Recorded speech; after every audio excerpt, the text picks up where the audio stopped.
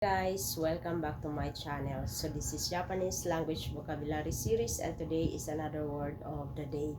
So before proceeding to the topic, let's have some quick chika. So matagal po ako nakapag-upload ng video kasi po may mga nilakad ako na importante at hindi ko pa po ito pwedeng sabihin sa inyo. So baka sabihin ko ito next year. Oh, char. So now, going back to the topic, so for today's video is we are going to talk about the Japanese term for the word in between meals. So, ano nga ba ang Japanese term for in between meals? So, kung curious kayo at kung gusto nyo malaman, ay tapusin nyo po ang video ito. So, pero before proceeding to the topic, so let's have some recap on the topics that we have discussed. So, we have the shokugo for tabitekara or tabitaato. So, shokugo is another term for tabitekara or tabitaato.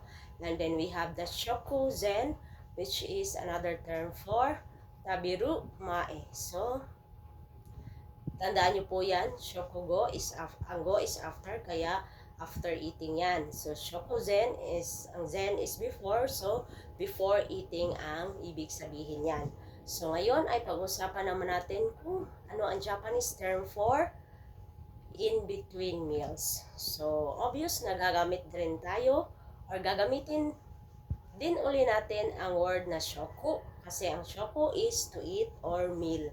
At maghahanap tayo ng idudugtong dito. So, sa palagay nyo, ano nga ba ang pwede nating idugtong sa shoku para masabi natin na ang kahulugan niyan ay in between meals. So, now, mag-isip-isip muna kayo at sasabihin ko sa iyo kung ano yan. So, in a count of 3, so sasabihin natin. So, we have 1, 2, and 3. So, sasabihin na natin. So, ang idudugtong natin dyan ay kang. So, ang shoku is to eat or meal, and then ang kang is between.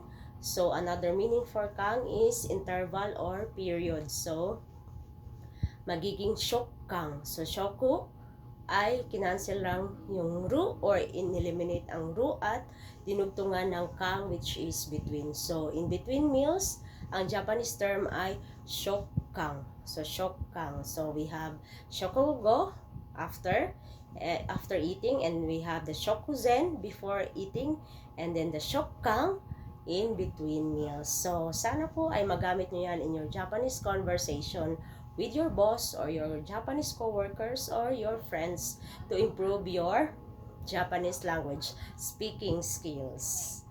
So that's it, and that's all for today's video. So thank you for watching, guys. See you on my next video. Bye!